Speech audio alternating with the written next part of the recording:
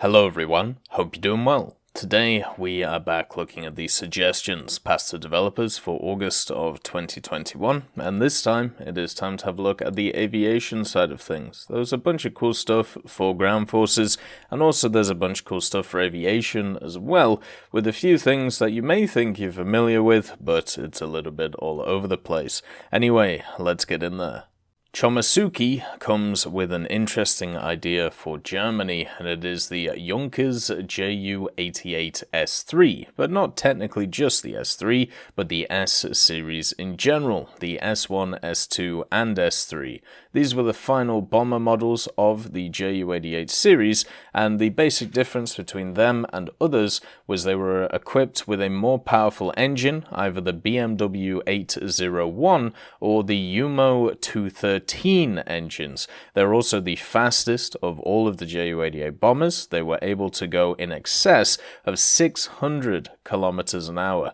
They were only armed with one MG131 though, in what was known as the B stand, which is the rear dorsal position. Basically, you know how the turret of the Ju-8 is. It's basically the little back part of that. There is a turret looking upwards from that. And also, it could carry a decent amount of bomb load. It could carry one 1800 kilo bomb or 1400 kilo. It could carry two 1000s, two 500s, 1865 kilos. It's one of those machines which may not be that well armed when it comes to defensive armaments, but should be fast and also should have a decent bomb load around it. I'm kind of surprised we didn't see more Ju-88s since they remodeled the other ones which are in the game. I thought normally when it comes to remodeling, you know, they add the remodels in and then maybe we get some more additions to it, but with the Ju-88s, that hasn't happened yet, because there's a bunch of cool variants, not just the S's, but also the P's, which are kind of interesting. For the USSR, we have the Su-9. Now, what has to be understood about this Sukhoi Su-9 is it's different from the other Su-9 that we already have in the game. This Sukhoi Su-9 was designated the Fish Pot B by NATO, and it was a Soviet-dedicated missile-armed interceptor that was designed to succeed its predecessor, the Su-7. Both aircraft were developed simultaneously. Its main armament consisted of heat-seeking, beam-riding, or radar-guided missiles, with only the Su-7, which had internal cannons, and also gun pods for the Su-11. So the Su-9 didn't have access to guns, it was just a missile platform. The initial NATO reporting name for the Su-9 was the Fitter B, but it saw over 1,000 units produced in the Soviet Union and was never exported outside of Russia, and also didn't really have a combat record. This was one of those early machines where a lot of countries thought that missiles were, you know, the bee's knees and the only thing to go for. Guns were not needed anymore, and then obviously certain conflicts happened and showed that guns were very, very useful. You have on this machine no access to guns at all. Basically, what you have instead is either 4 R5 beam-riding air-to-air missiles, 4 R5MS beam-riding air-to-air missiles, or 2 R5MS beam-riding air-to-air missiles, and 2 R55 infrared homing or heat-seeking air-to-air missiles, or 2 R5MS beam-riding air-to-air missiles, and 2 R55 semi-active radar-guided air-to-air missiles. It also had a radar of the R1L, which is what it used on the machine itself, and generally this thing was powered by the Saturn AL7F1 afterburning turbojet, which had 9,600 kgf with the afterburner going on, and at sea level it could go 1,150 kilometers an hour, and at 10,000 meters it was able to go 2,230 kilometers an hour. This thing, if I was going to compare it to something, looks very similar to a MiG-21 when it comes to how it looks, but once again, wouldn't have a gun and would only have access to missiles. Priest 5000 comes in something similar to the Ju-88S3, but for the Japanese. This is actually the G3M3 Model 23, the NEL. This was the final production model of the G3M series and was introduced in 1941. Nakajima solely produced the G3M3 Model 23 from 1941 to 1943 with around about 250 built, and it had some great upgrades over the M2 variant. Thanks to the G3M benefiting from an extensive development program, the G3M3 had a very impressive range, exceeding 3,800 miles, and used some brand new Kensei 51 radial engines and also had some additional fuel areas on it. The new engines each produced 1,300 horsepower, which increased the top speed of the aircraft to 258 miles per hour, and also its high-altitude performance was sufficient enough to evade enemy anti-aircraft fire. The maximum ceiling of the aircraft was 10,280 meters, and for a defensive armament, the model had access to one 20mm Type 99 cannon and four 7.7mm Type 92 machine guns. The bomber could also carry up to 800 kilos of bombs, or it could also carry itself one torpedo. And after they were withdrawn from frontline service in 1943, they were also used to tow gliders, bomber training, and also some were used for maritime reconnaissance and actually fitted an air-to-surface radar in it. In 1944, the first MAD, or magnetic anomaly detection, machine was equipped on the G3M3s. They entered service and were credited with sinking 20 Allied submarines by the end of the war. The G3M series of bombers were used for multiple other uses, including transporting supplies and also equipment around the place. And it would be lovely to see the G3M series. Obviously, we just had a few updated Japanese bombers when it comes to their models. Hopefully, we can see some more additions to that little part of the tech tree. China also gets a fighter bomber in the form of the Xi'an JH-7, the Flounder, or the Flying Leopard as it's known, and this specific one that we're looking at is one which started production in 1988. The JH-7 was produced from 1988 to 2017, and it's still in service with the PLAAF today as the JH-7A2.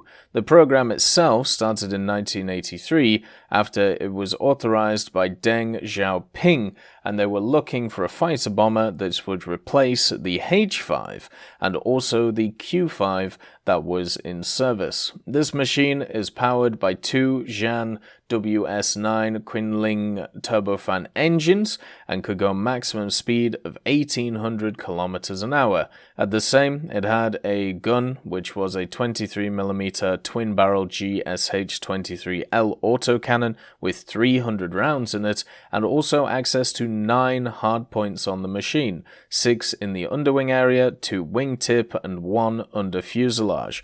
This had a total capacity of carrying 9,000 kilos worth of ordnance, or obviously external fuel. The rockets it could carry are 57 or 90mm unguided pods, then the missiles, the PL-5, the PL-8, the PL-9, and also the PL-12, with all types of varieties of bombs being able to be carried in the form of unguided, laser-guided, or even satellite-guided bombs. So this thing would definitely be quite fierce at the higher echelons of the Chinese tree. MC-205V has something for Italy of American origin. So just like in the ground we had something of German origin, it is now time for something of American origin for the Air Force. The Italian Air Force after the Second World War was pretty much annihilated. The few operational departments they had now flying with real war remnants, both of national construction and also sold by the Allies during the co-belligerence at the time. After the end of the Second World War, the Italian Air Force continued to be equipped with Anglo-American aircraft, this time sold under US aid for reconstruction, and from September 1947, the first P-51s began to arrive, which from June of the same year were renamed to the F-51, F for fighter, and renamed by P for pursuit. So basically, the Italian P-51s were known as F-51s. In total, they were delivered from the US to Italy, around about 175 vehicles of the P-51D-20NA and also the P-51D-25NA. In fact, they mounted a recently produced Hamilton propeller with new blades called the paddle blades and were complete with sub-wing supports for transport of bombs and also rockets. The F-51s were assigned to various departments and contributed to the revival of the Italian Air Force, and they also participated in a UN mission in Somalia in 1950. The Italian pilots noticed a not exceptional ascent speed and low maneuverability of the F-51 compared to the C-205 and G-55, but in terms of armament and stability and also autonomy and speed, the American fighter was unrivaled. The last F-51s remained in service until 1958, when they were struck off from the service record. Generally, when we have a look at this plane, it would fit pretty well into the Italian tech tree. I don't really think they need a propeller plane. They've got a lot of really cool ones, but I suppose for expansion, maybe it could happen, especially for the fact that it could maybe carry up to 2,000 pounds of ordnance on it. Cade brings us some ideas for France for some late-tier French bombers. These would be the NC-1070 and the NC-1071. These were two prototype French bombers which were very weirdly designed. Basically, when it comes to France, they were looking to design a dive bomber / torpedo bomber and also an anti-submarine bomber. A lot of designs and tests started after the liberation of France in 1944, and the SNCAC took over the project of Marine Nationale and designed a plane under the designation of the SO-1070 and later renamed it to the NC-1070. The plane had impressed the French Navy, who ordered 15 of them in 1945, and 12 were to be land-based and 3 used on aircraft carriers. And finally, the order was reduced to 3 planes, and then the third plane was actually cancelled in 1946. The first flight of the NC-1070 happened on the 23rd of May 1946, and after about a year of test flying, the plane had unfortunately had a problem with its landing gear and had to land on its belly and damaged the plane. The damage was never repaired due to a loss of interest in the machine and also a focus on a conversion for it from the NC-1070 into the NC-1071. The 1070 was armed with 2 HSA-30 30mm cannons in the front and 2 MG-151-20s in the rear turret. The plane was powered by 2 Gnome-Roan 14R25s with 1600 horsepower in 2 long nacelle engines, and also it had access to a nacelle turret which would have twin 20s in it, and then also carrying 800 kilos, rockets or torpedoes on the machine. It could reach 578 kilometers an hour with a climb rate of 10 meters per second. And then we also have the NC-1071.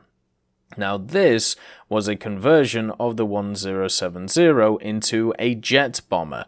The conversion was ordered on the 23rd of October 1947 and cost 100 million francs.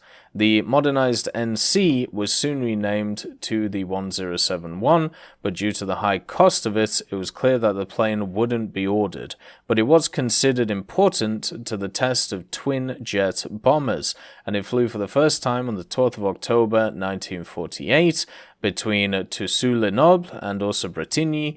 The plane revealed some default, which was luckily quickly resolved, and the plane flew really well except for the vibration it had at high speed.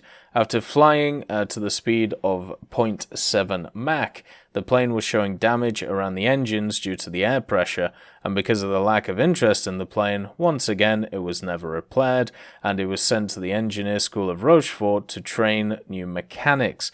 So this machine would have the 230s in the fixed front area and the 220s in the back, and it would also be carrying up to 2,000 kilos worth of bombs, rocket step charges, or even torpedo. So this was also powered by two Rolls-Royce NEN engines, the 101s, so that would be pretty cool. It's definitely an interesting machine and could have a place in War Thunder.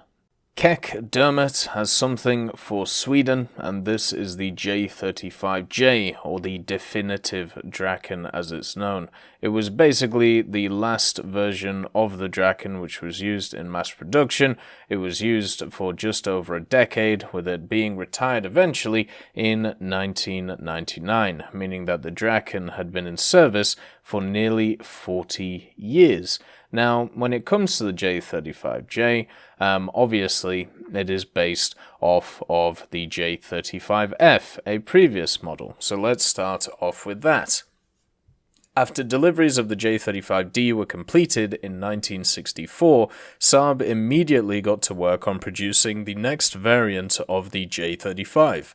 The aim of this new variant was to make the Draken reach the capabilities planned for it when it was still being designed in the 1950s, that of a fast, supersonic interceptor able to fire long-range missiles in a head-on against bombers intruding upon Swedish airspace. To this end, the Draken would have been equipped with the RB321, but unfortunately, it was too far ahead of its time, and the RB321 would, like so many early air-to-air missiles, be cancelled. Instead, the Draken would have to make do with the RB24 for the time being, which is obviously the AIM-9B. However, though, this would not be forever. During 1958, Sweden would negotiate with the United States, through which they would gain access to license-produced AIM-4 Falcons and its upgraded SAR variant, or the SARH variant, the AIM-26. The Falcon has a story all of its own, but that is for another time. What is important, however, is which Falcons Sweden would decide to procure and produce. Overall, there were 5 options available, those being the first-gen AIM-4s, the second-gen AIM-4s, and also the B variant of the AIM-26, which had a conventional warhead. The A variant had a nuclear one. In the end, it was decided that Sweden would produce the AIM-26B as the RB-27, and in addition to this, they would also create a new version of the Falcon by combining a seeker of an AIM-4G with the body of the AIM-4C. Creating the RB-28, which in many ways would be similar to the AIM-4D. However, due to the numerous amounts of tweaks, the RB-28 was overall better than its American counterparts, making it the best AIM-4 variant produced. Now, in the late 1960s, Saab had proposed a new strike fighter version of the Draken called the JA-35. However, the project would never go forward, mainly due to the Swedish Air Force being committed to the AJ-37 Viggen. For the next 2 decades, the J-35 would serve the Swedish Air Force well, but as the 1970s came along, the Draken started to be retired, with the first to go being the J-35As and also the Bs. And going into the 1980s, This process was sped up after the interceptor version of the Viggen, the JA-37, was introduced. However, Sweden was quite reluctant to let go of the Draken so soon, and they decided to resurrect the JA-35 in a new form, that being the fairly radical MOD-35. The upgrade envisioned significant modifications to the Draken, such as adding retractable canards to the intakes, installing extendable dogtooth wingtips, and a new avionics suite that was strike-focused. These upgrades would have allowed the Draken to carry a heavy strike load without having its agility and STOL capability compromised. Overall, this upgrade would have possibly allowed the Draken to fly well into the 21st century. But it was not to be, and the program itself was cancelled. All was not lost, though. Instead, a much cheaper upgrade was approved that would keep the J-35F relevant as an interceptor, and this was known as the J-35F MOD, but soon it would be given the definitive designation of the J-35J. The J-35J program would involve 67 J-35F2s, all of which had low flight hours on them, and the upgrades included the installation of larger fuel tanks, new flight instruments, and other avionics were added, and modifications to the radar sight, and IRST were made, making them more reliable at low altitudes.